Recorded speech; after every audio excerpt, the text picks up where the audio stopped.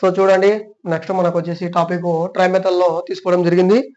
ఇది ఎందుకు తీసుకున్నామంటే మన సబ్స్క్రైబర్ ఒకరు కామెంట్లో పెట్టడం జరిగింది, స్పష్టీకరణల గురించి చెప్పండి సార్ అని చెప్పేసి. సో చూడండి, ఈరోజు మనము వారి కోసము టాపిక్ తీసుకోవడం అనేది జరిగింది. సో ఫస్ట్ మనము ఈ టాపిక్ తీసుకోవడానికి మనకు ఏంది సంబంధం, సో ఉపాధ్యాయుడికి ఈ టాపిక్కి గల రిలేషన్ ఏంది అనేది తెలుసుకోవాలి ఫస్ట్. ఇప్పుడు మనకు గుర్తుపెట్టుకోండి, ఈ టాపిక్ మనకి ఎందుకు, సో ఉపాధ్యాయుడిగా, సో రేపు పొద్దున మీరు ఉపాధ్యాయులుగా వెళ్ళినప్పుడు ఈ టాపిక్ మనకి ఏ విధంగా యూస్ అవుతుంది, మనం అసలు ఎందుకు, సో మనం ఎందుకు దీన్ని తీసుకుంటున్నాం అనేటువంటి క్వశ్చన్ మార్క్ వేసుకుంటే గుర్తుపెట్టుకోండి, మనము విద్యను బోధిస్తున్నాం.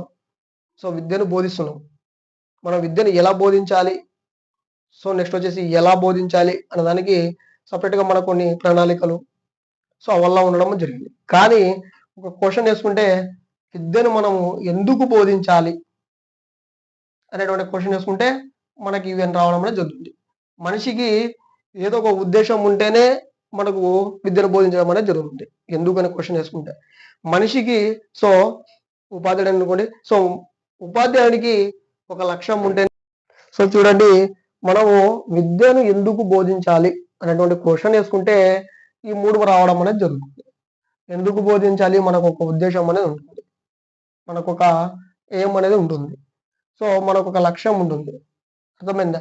మనకు లక్ష్యాలను ఉపయోగించుకొని పిల్లల నుంచి మనము స్పష్టీకరణలు అంటే రాబట్టుకోవాల్సి వస్తుంది. సో దీని గురించి మనము ఎందుకు బోధించాలి అనేటువంటి క్వశ్చన్ వేసుకుంటే వీటికి అర్థం అనేది మనకు తెలుస్తుంది. సో ఇప్పుడు చూడండి, మనకు ఉద్దేశాలు, సో బోధన యొక్క ఉద్దేశాలు, సో బోధన యొక్క లక్ష్యాలు, సో దాని యొక్క స్పష్టీకరణల గురించి ఈరోజు చాప్టర్ చెప్పడం జరుగుతుంది. ఇది ట్రై మెథడ్లో మ్యాథ్స్ ప్రకారం చెప్తాను ఈరోజు. సో చూడండి, మ్యాథ్స్ ప్రకారం తీసుకుందాము. తీసుకుంటే చూడండి, ఫస్ట్ మనకు ఉద్దేశాలు అనేది ఇవ్వడం అనేది జరిగింది. సో ఉద్దేశాలు, సో దీన్నే మనము ఆశయాలు అని చెప్పడం అనేది జరుగుతుంది. ఉద్దేశాలు లేదా ఆశయాలు, ఉద్దేశాలు లేదా ఆశయాలు అనేటివి ఎక్కడి నుంచి రావడం అని జరిగింది అని మనము అనుకుంటే, ఈ ఉద్దేశాలు లేదా ఆశయాలు వేటి నుంచి ఏర్పడినాయి అనుకుంటే గమ్యాల నుంచి ఏర్పడడం అనేది జరిగింది. గుర్తుపెట్టుకోండి, గమ్యాలు. సో మనకు గమ్యాల నుంచే ఉద్దేశాలు రావడం అనేది జరిగింది. సో వీటిని మనము ఆశయాలు అని చెప్పడం అనేది జరుగుతుంది యాజ్ పర్ మ్యాథ్స్ మెథడాలజీ ప్రకారం. ఈ విధంగా తీసుకుంటే గమ్యాలు, ఉద్దేశాలు, ఆశయాలు. నెక్స్ట్ మనకు ఉండేది ఏంటి, లక్ష్యాలు. సో లక్ష్యాలు, ఈ లక్ష్యాలు ఎక్కడి నుంచి తీసుకోబడ్డాయంటే, వేటి నుంచి ఏర్పడ్డాయంటే ఉద్దేశాల నుంచి లక్ష్యాలు ఏర్పడడం అనేది జరిగింది. ఈ లక్ష్యాలు మనకు దాని తర్వాత మనకు నెక్స్ట్ వచ్చేసి ఏమున్నాయి, స్పష్టీకరణలు ఉన్నాయి.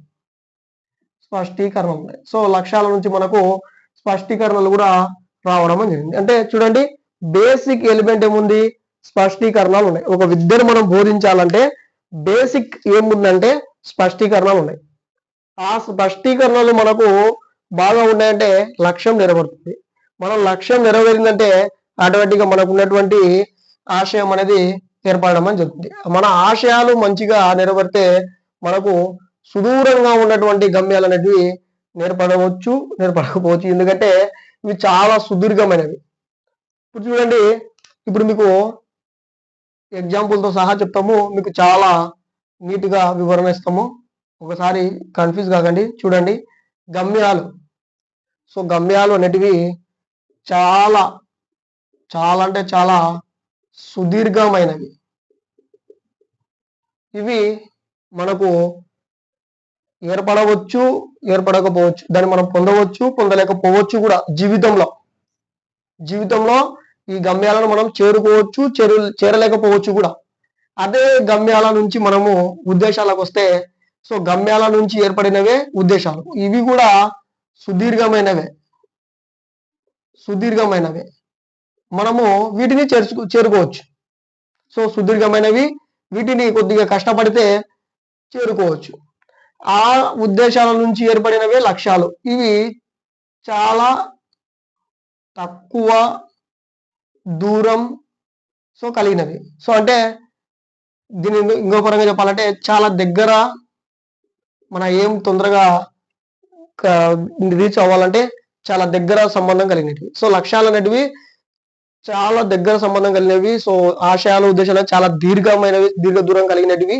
సో గమ్యాలు అనేటివి ఇంకా చాలా సుదీర్ఘమైనటువంటి దూరానికి సంబంధించినట్టుగా చెప్పవచ్చు. సో వీటి నుంచి ఇవి ఏర్పడతాయి, వీటి నుంచి ఇవి ఏర్పడతాయి, వీటి నుంచి మనకు స్పష్టీకరణ అనేటివి రావడం అనేది జరుగుతుంది.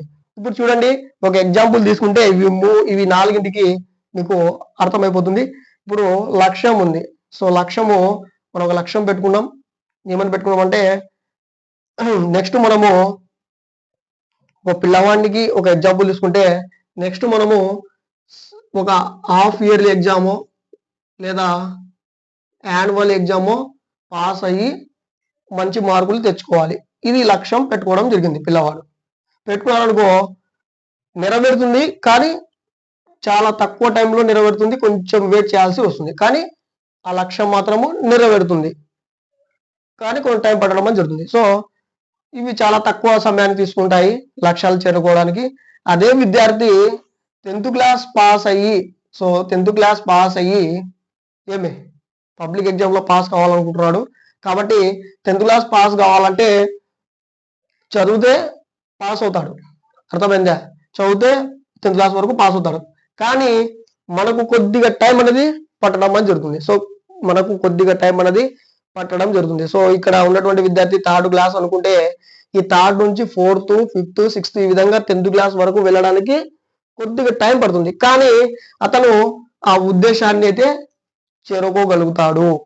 గుర్తుపెట్టుకోండి, ఆ ఆశయాన్ని అయితే చేరుకోవడం అనేది జరుగుతుంది. కాకపోతే కొద్దిగా టైం అనేది పట్టడం అనేది జరుగుతుంది.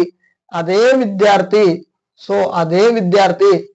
ఏమే 10th వరకే చదివినాడు, 10th వరకు మాత్రమే చదివినాడు. అతనికి కోరిక ఏముందంటే నేను అమెరికా ప్రెసిడెంట్ కావాలా. చూడండి, అతనికి ఒక గమ్యం ఏముంది, నేను అమెరికా ప్రెసిడెంట్ కావాలా అని ఉంది. అమెరికా ప్రెసిడెంట్ కావాలంటే అవుతుందా? ఇవి ఎన్నటికీ నెరవేరదు. సో ఎన్నటికీ నెరవేరదు. కాబట్టి ఈ గమ్యాలు అనేటివి మ్యాథ్స్ ప్రకారం చూసుకుంటే చాలా సుదీర్ఘమైనవి. అవి జరగవచ్చు, జరగకపోవచ్చు. కాబట్టి చెప్తున్నాను చూడండి, మీకు ఎగ్జాంపుల్తో మంచిగానే చెప్పిన అనుకుంటున్నాను. సో ఫస్ట్ చూడండి, లక్ష్యాలు అనేటివి చాలా తక్కువ దూరం కలిగినటివి. సో మనం తీసుకున్నటువంటి బోధనలో లక్ష్యాలను నెరవేర్చుకోవచ్చు, తక్కువ టైంలో నెరవేరుతాయి. అదే తీసుకున్నటువంటి మన బోధనలో ఆ ఉద్దేశం పరంగా తీసుకుంటే బోధనను మనకు కొద్దిగా టైం పడుతుంది, కాకపోతే కొంచెం వెయిట్ చేయాల్సి వస్తుంది. సో కొంచెం సుదీర్ఘమైనది కాబట్టి కొంచెం టైం పడుతుంది, కానీ నెరవేరుతుంది. అదే మనకు గమ్యాల దగ్గరికి వచ్చేస్తే ఇవి చాలా అంటే చాలా సుదీర్ఘమైనవి. వీటిని చేరుకోవాలంటే మనకు జీవితం మొత్తం కూడా సరిపడవచ్చు, సరిపడకపోవచ్చు. గుర్తుపెట్టుకోండి, ఇవి మన గమ్యాలు, ఉద్దేశాలు, సో లక్ష్యాలు. ఒక పిల్లవాడిని మనం టీచ్ చేస్తున్నాము. సో దీని పరంగా పోతే మనకు పిల్లవాడిని టీచ్ చేయాలనుకుంటున్నాము, ఒక బోధన నేర్పించాలనుకుంటున్నాము, నేర్పించి ఒక యూనిట్ టెస్ట్ పెట్టాలనుకుంటున్నాం. సో యూనిట్ టెస్ట్ లేదా స్లిప్ టెస్ట్ పెట్టాలనుకుంటున్నాం. సో స్లిప్ టెస్ట్ పెట్టాలనుకున్నప్పుడు అతను ఒక లక్ష్యం అది. సో చెప్పేసినాడు, కొద్ది టైం పట్టింది, స్లిప్ టెస్ట్ రాపించినాడు, కాబట్టి తక్కువ టైంలో జరిగిపోయింది. ఇది అతని యొక్క లక్ష్యం, ఆ ఉపాధ్యాయుడి యొక్క లక్ష్యం. అదే ఉపాధ్యాయుడు పిల్లవానికి ఏమనుకున్నాడు, పబ్లిక్ ఎగ్జామ్ రాపియాలని చూసినాడు. So public exam, so slip test ఈ పబ్లిక్ ఎగ్జామ్ అంటే ఇయర్ కి ఒకసారి జరిగేటువంటి ఎగ్జామ్. ఈ ఎగ్జామ్ కి రాపియాలనేటువంటి ఒక ఉద్దేశం అనేది, ఒక ఆశయం అనేది పెట్టుకున్నాడు. ఇది నెరవేరుతుందా అంటే నెరవేరుతుంది, కాకపోతే కొద్దిగా టైం అనేది తీసుకోవడం అనేది జరుగుతుంది. సో కొద్దిగా టైం అనేది పట్టడం అనేది జరుగుతుంది. పబ్లిక్ ఎగ్జామ్ అంటే 1 సంవత్సరం వరకు ఆగవలసి ఉంటుంది, కానీ ఈ ఉద్దేశం, ఆశయం అనేది నెరవేరుతుందా అంటే నెరవేరుతుంది. కొద్దిగా ఓపిక పట్టుకుంటే నెరవేరడం అనేది జరుగుతుంది. నెక్స్ట్ చూడండి, ఈ పిల్లవాడు 1 సంవత్సరం సంబంధించినటువంటి పబ్లికే రాసిన తర్వాత అతను ఐఏఎస్ ఎగ్జామ్ రాపిద్దాము, ఐపీఎస్ ఎగ్జామ్ రాపిద్దాము పిల్లవాడికి అనుకుంటే అవుతుందా? జీవితం మొత్తం మీద కూడా అతను ఏం చేయాలి? సో మీకు తెలుసు process, 10th, inter, so degree, so ఆ విధంగా సివిల్స్ ప్రిపేర్ అయ్యి, సో ఇవల్ల మనకు వల్ల ఉంటాయి. అతనికి పొందవచ్చు, పొందలేకపోవచ్చు, కానీ చాలా సుదీర్ఘమైనవి, చాలా దూరం వరకు మనకు ఆ గమ్యాలను తీసుకుపోవాల్సి ఉంటుంది. చూడండి, తక్కువ దూరం కలిగినటువంటివి లక్ష్యాలు, కొద్దిగా సుదీర్ఘ దూరం కలిగినటివి ఉద్దేశాలు. సో వీటి రెండింటిని నెరవేర్చుకోవచ్చు. చాలా సుదీర్ఘమైనటువంటి దూరం కలిగినటువంటివి గమ్యాలు. సో వీటి జీవితం మొత్తం మీద మనము పొందవచ్చు, పొందలేకపోవచ్చు. సో కాబట్టి మనకి ఇది చాలా విస్తారమైనది, చాలా విస్తారమైనది కాబట్టి ఈ విశాలంలో నుంచే మనకు ఒక పాటు వంటి ఉద్దేశాలు రావడం జరిగింది. ఈ ఉద్దేశాలు విశాలమైనవి. సో ఈ విశాలమైనటువంటి ఉద్దేశాల్లో నుంచి కూడా మనకు లక్ష్యాలు రావడం అనేది జరిగింది. సో ఈ లక్ష్యాలు మనము నెరవేరితే తృప్తికరం చెందుతాం. సో ఈడి వరకు ఉపాధ్యాయుని పాత్ర అనేది ఉండడం అనేది జరుగుతుంది. సో ఈడి వరకు మనకు ఉపాధ్యాయుని పాత్ర అనేది ఉంటుంది. సో బోధనకు సంబంధించి ఈ స్పష్టీకరణలు ఎవరికి సంబంధించినవి అంటే పిల్లలు. గుర్తుపెట్టుకోండి, పిల్లలు. సో పిల్లలకు సంబంధించినటువంటివి స్పష్టీకరణలు. పిల్లల యొక్క రెస్పాండ్, పిల్లల యొక్క బిహేవియర్, సో పిల్లల యొక్క ప్రవర్తననే మనకు స్పష్టీకరణలు. సో వీటి మీద కూడా మీకు ఇంకా ఇన్ఫర్మేషన్ రావాలంటే ముందు క్లాస్ చెప్పినప్పుడు మీకు అవగాహన రావడం అనేది జరుగుతుంది. సో గుర్తుపెట్టుకోండి, గమ్యాలంటే జీవితం మొత్తం మీద సాధించవచ్చు, సాధించలేకపోవచ్చు. గుర్తుపెట్టుకోండి, మీకు గమ్యాలు అంటే చాలా సుదీర్ఘమైనవి, చేరుకోవాలంటే ఎక్కువ సమయం తీసుకుంటుంది. సో చేరుకోవచ్చు, జీవితం మొత్తం మీద చేరుకోలేకపోవచ్చు. వాటి నుంచి ఒక పార్ట్గా ఏర్పడినది ఉద్దేశాలు లేదా ఆశయాలు. ఇవి కొద్దిగా సుదీర్ఘమైనవి, అంటే వీటి కాడికి కొద్దిగా చిన్నవి. వీటిని మనము కొద్దిగా కష్టపడితే రీచ్ కావచ్చు. ఇంకా ఈ విశాల భాగం నుంచి మనకు ఇంకొక పార్ట్గా ఏర్పడింది ఉద్దేశాల నుంచి లక్ష్యాలు. సో ఈ లక్ష్యాలు మనము చాలా తక్కువ సమయం తీసుకుంటుంది లక్ష్యం చేరడానికి, చాలా చిన్నవి. సో మనము అనుకున్న ఒక రోజుకు కానీ ఒక నెలకు కానీ మనము తీసుకోవచ్చు. సో లక్ష్యాలు అనేటివి, సో మీరు ఒకటే గుర్తుపెట్టుకోండి, ఉద్దేశాలు అనేటివి గమ్యాల నుంచి ఏర్పడడం జరిగింది, లక్ష్యాలు అనేటివి ఉద్దేశాల నుంచి ఏర్పడడం అనేది జరిగింది. ఇది మీకు అర్థం కావాలి. ఎందుకంటే మల్టిపుల్ చాయిస్ క్వశ్చన్స్ కాబట్టి ఏమడుగుతారంటే గమ్యాలు చాలా తక్కువ దూరాన్ని కలిగి ఉన్నవి, చాలా చిన్నవి అని, ఉద్దేశాలు ఆశయాలు విశాలమైనవి. సో ఈ విధంగా సరికాని వాక్యం కనుకోండి, తప్పు వాక్యం కనుకోండి అన్నప్పుడు కన్ఫ్యూజ్ చేయడానికి ఇవి వాడడం అనేది జరుగుతుంది. సో మ్యాథ్స్ పరంగా చూసుకుంటే గమ్యాలు అనేటివి చాలా విశాలమైనవి, చేరుకోవడానికి అవకాశం లేనట్టువి. చేరుకుంటే చేరుకోవచ్చు, జీవితం మొత్తం మీద చేరుకోలేకపోవచ్చు. సో గమ్యాలు అనేటివి. నెక్స్ట్ వచ్చేసి ఉద్దేశాలు అనేటివి గమ్యాల నుండి తీసుకోబడింది. సో వీటిని మనం చేరుకోవచ్చు, కాకపోతే కొంత సమయం అనేది పడుతుంది. నెక్స్ట్ ఉద్దేశాలు అనేవి లక్ష్యాల నుంచి లక్ష్యాలు రావడం అనేది జరిగింది. లక్ష్యాలను మనము తక్కువ టైంలో చేరుకోవచ్చు, రీచ్ అవ్వచ్చు. సో లక్ష్యాలను మనం తొందరగా చేరుకుంటాము, తర్వాత మనం ఉద్దేశాలను చేరుకోవచ్చు. వీటి అంటే ఇది జీవితం మొత్తం మీద అవ్వచ్చు, కాకపోవచ్చు. సో మీకు ఎగ్జాంపుల్ అని చెప్పడం అనేది జరిగింది. ఇప్పుడు మనకు లాస్ట్ మిగిలింది ఏంటంటే స్పష్టీకరణలు. సో స్పష్టీకరణలు అంటే ఏంటంటే పిల్లల యొక్క ప్రవర్తన, పిల్లల యొక్క బిహేవియర్, పిల్లల యొక్క మొత్తము మనకు పిల్లల గురించి అనమాట మొత్తం అనేది. సో వాళ్ళు ఉండేటువంటి ప్రతిస్పందన అంటే రెస్పాండింగ్, వాళ్ళ యొక్క బిహేవియర్ మనకు స్పష్టీకరణలో చెప్పడం అనేది జరుగుతుంది. సో ఈ మూడు మనకు ఉపాధ్యాయుల గారికి కట్ చేయడం జరిగింది. మామూలుగా మనం బోధన ప్రకారం చూసుకుంటే ఇవి పిల్లలకు సంబంధించినవి, సో విద్యార్థులకు సంబంధించినవి. ఇప్పుడు చూడండి, ఉద్దేశాలు ఉన్నాయి. సో ఉద్దేశాలను మన మెథడాలజీ ప్రకారము 3 టైప్స్ తీసుకోవడం జరిగింది. ఒకటి వచ్చేసి ఔపయోగిత లేదా ఉపయోగిత. సో ఉపయోగిత ఉద్దేశాలు అనేటువంటివి ఉండడం జరిగింది. సెకండ్ వన్ వచ్చేసి, సో నీట్గా రాస్తా, ఇక్కడ చూడండి ఫస్ట్. సో ఈ ఉద్దేశాలు ఉన్నాయి కదా మనకు, ఇక్కడ చూడండి, ఉద్దేశాలు లేదా ఆశయాలు మనకు 3 టైప్స్ తీసుకోవడం జరిగింది. సో మెథడాలజీలో మ్యాథ్స్ పరంగా ఒకటి వచ్చేసి ఔపయోగిత ఉద్దేశాలు, లేదా దీన్ని ఏమనుకుంటాం ఉపయోగిత ఉద్దేశాలని చెప్పడం అనేది జరుగుతుంది. ఇది ఫస్ట్ వన్. సెకండ్ వన్ వచ్చేస్తే ఈ ఉద్దేశాల్లో క్రమశిక్షణ ఉద్దేశాలు. సో క్రమశిక్షణ ఉద్దేశాలు. థర్డ్ వన్ వచ్చేసి మనకు సాంస్కృతిక ఉద్దేశాలు. గుర్తుపెట్టుకోండి, సాంస్కృతిక ఉద్దేశాలు. ఈ 3 టైప్స్ మనకు మ్యాథ్స్ మెథడాలజీలో ఇవ్వడం అనేది జరిగింది అకాడమిక్ టెక్స్ట్ బుక్ లో. ఇవి ఏంటివి? సో ఉద్దేశాలు అంటే జాన్ డూయి ఏమన్నాడంటే గుర్తుపెట్టుకోండి, జాన్ డూయి. సో ఉద్దేశాల గురించి జాన్ డూయి ఏమన్నాడంటే, ఒక సుదూరమైనటువంటి దూరానికి చేరుకున్న తర్వాత మనము గమ్యాలు చేరుకోవడానికి అటు ఇటు ఆలోచిస్తూ వాటిని పరిపక్వత చెందించి దాని ప్రవర్తనలో మార్పు తీసుకొని గమ్యం కోసం ఎదురు చూస్తూ ఉండడం, సో గమ్యం కోసం తయారు చేసుకోవడం, అవే మనకు ఉద్దేశాలు అని చెప్పడం చేసింది ఎవరంటే జాన్ డూయి. గుర్తుపెట్టుకోండి, జాన్ డూయి.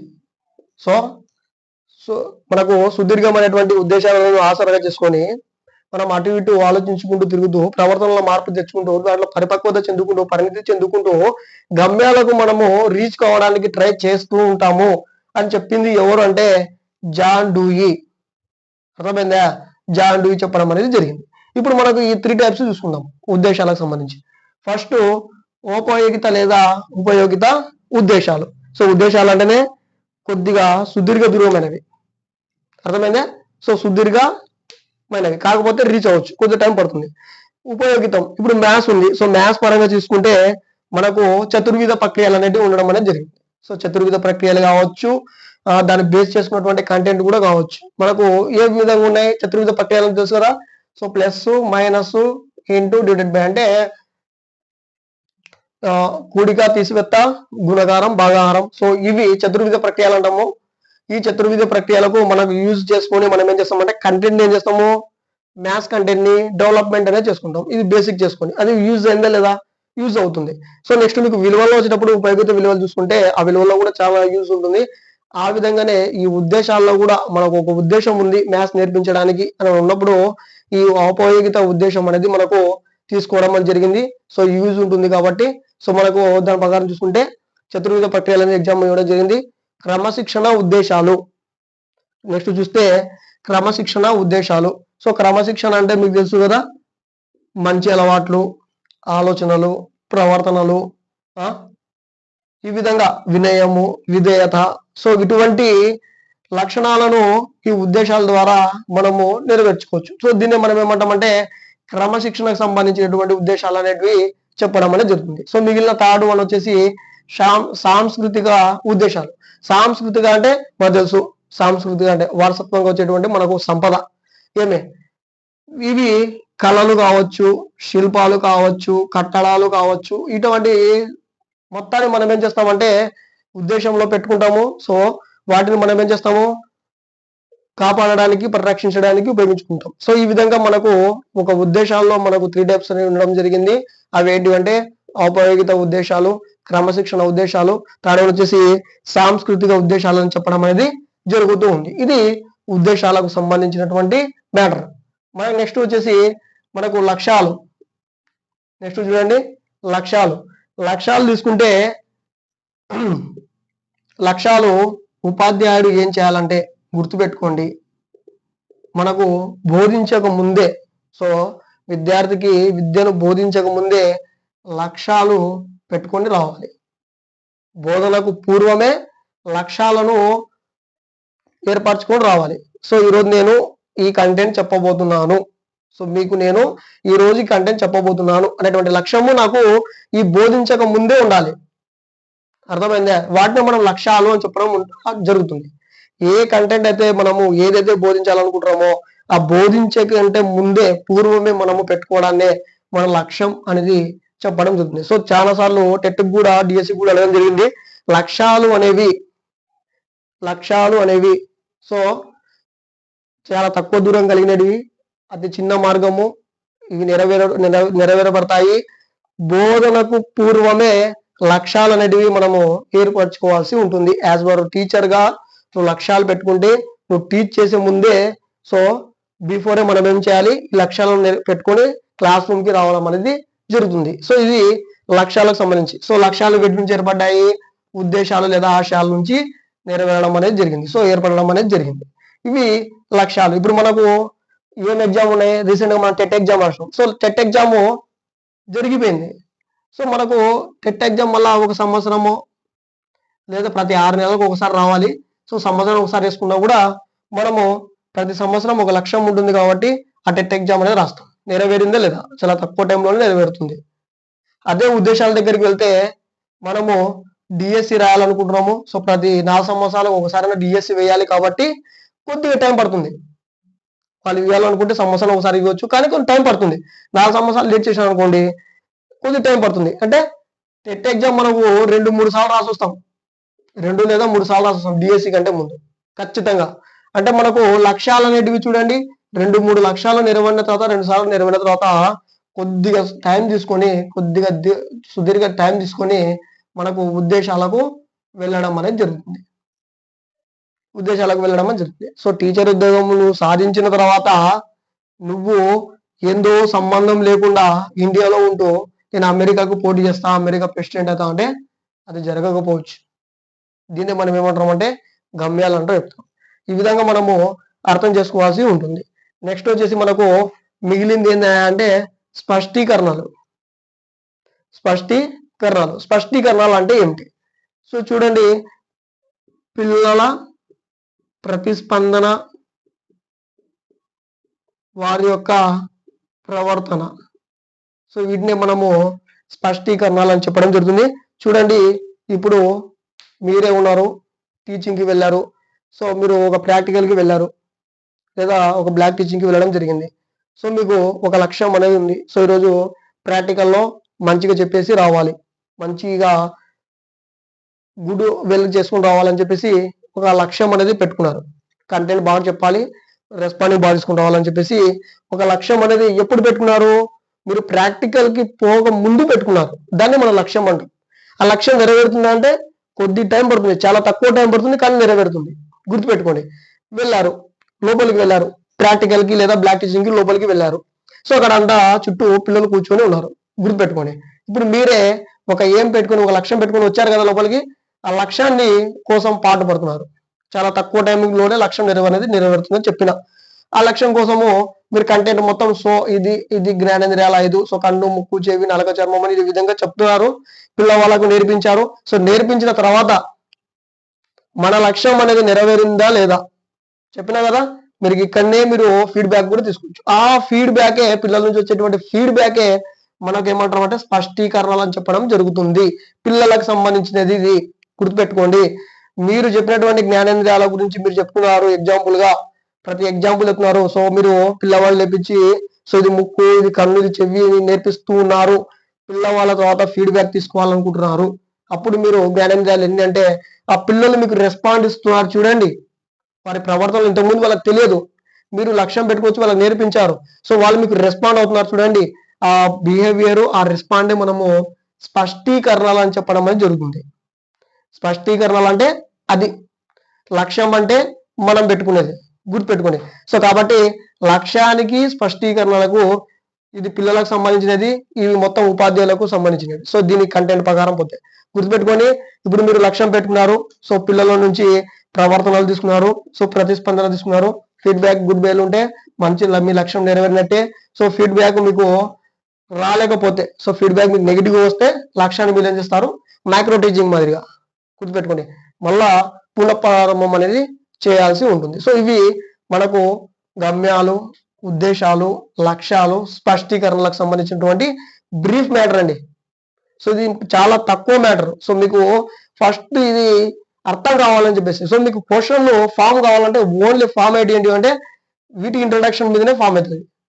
వేటి నుంచి ఏమి ఏర్పడ్డాయి, సో వేటి నుంచి ఏది ఏర్పడింది. సో తెలుగు మెథడాలజీలో కూడా 2018లో కూడా మీకు అడిగింది మామూలుగా లక్ష్యాల స్పష్టీకరణలో, సో బోధన ఉద్దేశాల నుంచి ఏమి ఏర్పడ్డాయి, కరెక్ట్ క్వశ్చన్లు మీకు ఈ విధంగా అడుగుతారు. కాబట్టి ఓన్లీ ఇంట్రడక్షన్ పార్ట్ మాత్రమే మీకు అర్థం కావాలి కాబట్టి చెప్పడం జరిగింది. సో మళ్ళీ రివిజన్ చేస్తున్నా చూడండి. గమ్యాలు అనేవి చాలా అంటే చాలా సుదీర్ఘమైనవి, చాలా విస్తృతమైనవి, చాలా విశాలమైనవి.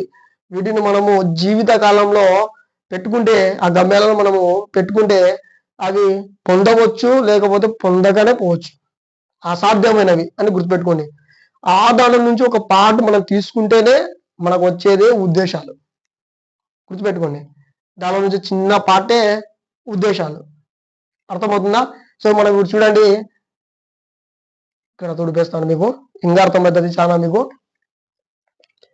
సో ఈ ఉద్దేశాలు, సో నెక్స్ట్ వచ్చేసి గమ్యాల లక్ష్యాల గురించి మీకు ఇక్కడ క్లారిటీ వచ్చేస్తుంది. చూడండి, ఈ విశాలమైనవి మనకు గమ్యాలు అనుకుందాం. వీటిని మనము సాధించవచ్చు, సాధించలేకపోవచ్చు, జీవితం మొత్తం మీద కూడా నెరవేరనివి అనుకోండి. సో నెక్స్ట్ వీటిలో ఒక భాగమే, వీటిలో ఒక పాటే, ఇంత భాగమే ఉద్దేశం, గుర్తుపెట్టుకోండి, లేదా ఆశయం. ఇంత చిన్న పార్ట్, దీంట్లో చిన్న పార్ట్. సో దీని నుంచి మనము లోపలికి వెళ్ళే కొద్దీ చూడండి విశాలమైనది. సో ఇక్కడ నుంచి ఇక్కడికి వెళ్ళాలంటే చాలా టైం పడుతుంది, చాలా టైం పడుతుంది. అది పోవచ్చు, పోగలేకపోవచ్చు. ఈ ఉద్దేశం నుంచి మనకు ఏర్పడినవే, ఈ ఉద్దేశంలో ఉన్నటువంటి ఈ మొత్తం పాటల నుంచి ఇంకో పాట ఏర్పడింది. ఆ ఒక్క పాట ఏంటంటే లక్ష్యాలు. చూడండి, లక్ష్యాలు ఇది మనకు సెంటర్ పాయింట్. ఇక్కడ నుంచి మనము లక్ష్యాలకు వెళ్ళాలి అనుకుంటే వెళ్తాం, కొంచెం టైం పడుతుంది అంతే. రీచ్ అయినామా సెంటర్ పాయింట్ నుంచి కొద్దిగా టైం పడుతుంది. ఇవే లక్ష్యాలు తీసుకుంటే ఉద్దేశాలకు వెళ్ళకపోవడానికి కొద్దిగా టైం ఎక్కువగా పట్టొచ్చు, కానీ ఉద్దేశాలకు వెళ్ళొచ్చు. మీకు అర్థం కావడానికి ఇచ్చాను. సో గమ్యాలు అనేటివి చాలా విశాలమైనవి, గుర్తుపెట్టుకోండి, చాలా విశాలమైనవి, అవుట్ ఆఫ్ లో ఉంటాయి. ఈ ఉద్దేశాల నుంచి మనం గమ్యాలకు వెళ్ళాలంటే సో అది వెళ్తూనే ఉంటది. దాన్ని మనం సాధించవచ్చు, సాధించకపోవచ్చు, సో వెళ్తూనే ఉంటుంది. సో కాబట్టి గమ్యం అనేది చాలా అంటే చాలా సుదీర్ఘమైనవి, దానికాడికి తక్కువ సుదీర్ఘమైనవి ఉద్దేశాలు, సో దానికాడికి తక్కువ సుదీర్ఘమైనవి లక్ష్యాలు. అసలు లక్ష్యాలు అనేటివి చాలా చాలా తక్కువ దూరం కలిగి ఉంటాయి. ఇవి మనకి ఇంట్రడక్షన్ పార్ట్ లో బ్రీఫ్ గా మీకు అర్థం కావడానికి చెప్పింది. సో ఈ 3 ఇంట్రడక్షన్ల గురించే మ్యాక్సిమం మనకు ఇవ్వాలనుకుంటే రావచ్చు. స్పష్టీకరణల గురించి మనకు సపరేట్ గా బోధనలో స్పష్టీకరణలకు సంబంధించినటువంటివి ఉన్నాయి. సో ఏ సబ్జెక్ట్ ఆ సబ్జెక్ట్ ఉన్నాయి, మ్యాథ్స్ కి మ్యాథ్స్ ఉన్నాయి, సైన్స్ కు ఉన్నాయి, సోషల్ కు ఉన్నాయి.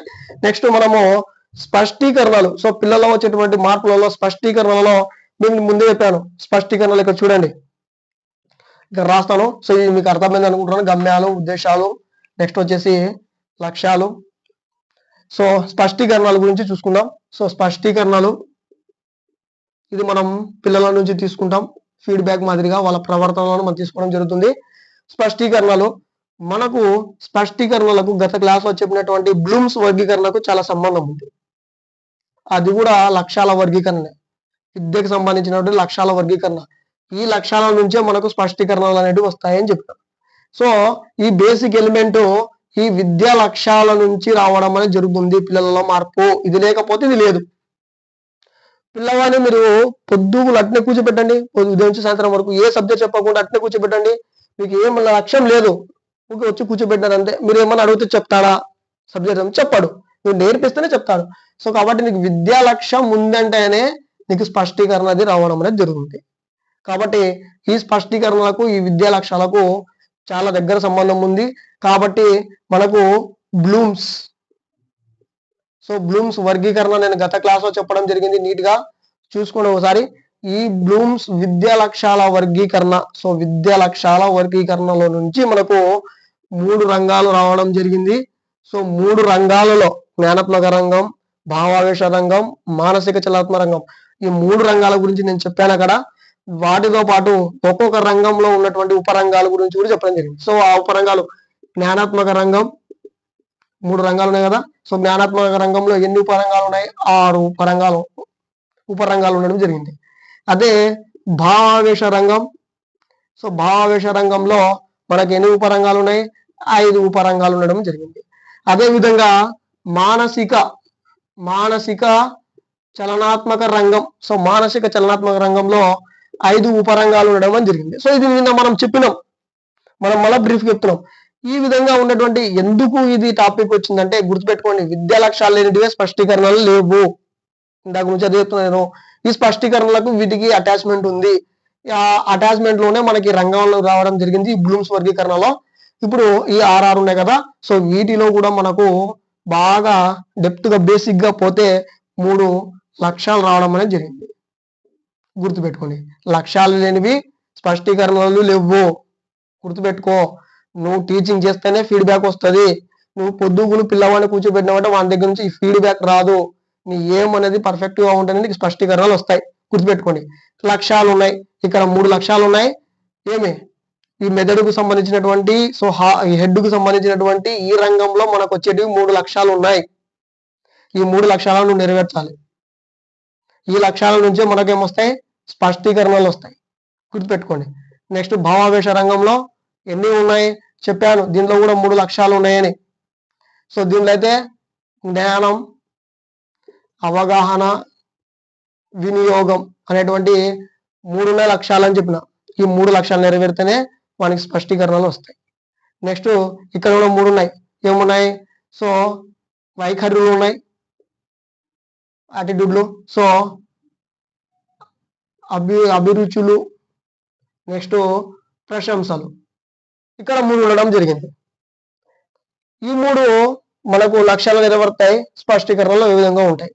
నెక్స్ట్ మానసిక చలనాత్మక రంగంలో ఒకటే ఒక లక్ష్యం ఉంది, అది కూడా స్కిల్, నైపుణ్యం ఉంది. సో ఈ నైపుణ్యము ఏ విధంగా నెరవేరుతుంది ఈ స్పష్టీకరణలకు అనేది మనం చూసుకోవాలి. ఇక్కడ చూడండి, లక్ష్యాలు లేని స్పష్టీకరణలు ఏమంటారు కదా.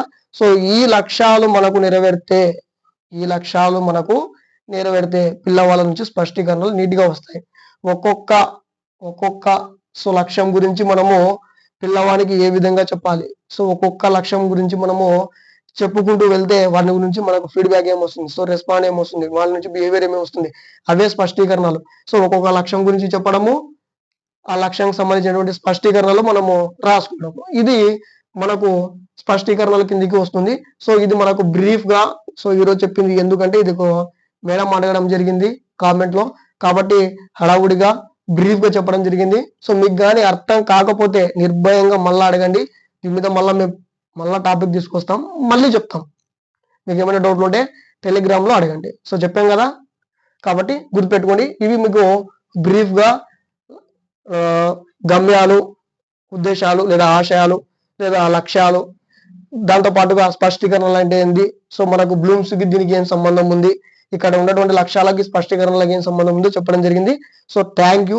నెక్స్ట్ వీడియోలో మనము ఈ స్పష్టీకరణలు ఒక్కొక్క లక్ష్యానికి సంబంధించినటువంటివి ఏ విధంగా ఉంటాయి, పిల్లవాళ్ళ నుంచి మనం ఏం ఆశిస్తే ఈ లక్ష్యం నెరవేరుతుంది అనేటివి కనుక్కోవాలి.